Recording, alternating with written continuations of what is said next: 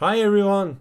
In today's easy tutorial, I'm going to show you how to deactivate your Instagram account. Welcome to the channel. Let's dive into it. So I'm on my Instagram profile and here I'm going to tap on this three lines icon from the top right side of the corner to open up the menu. And here I'm going to tap on settings and privacy. And here on this search bar, I'm going to type down deactivation. And here select deactivation or deletion.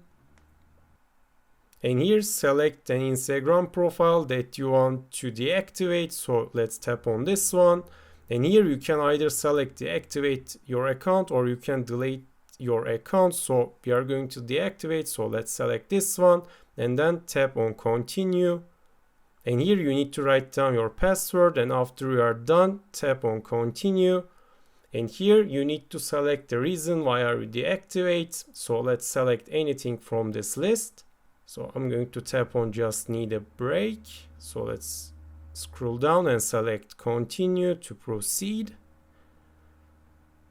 And here let's scroll down and tap on continue.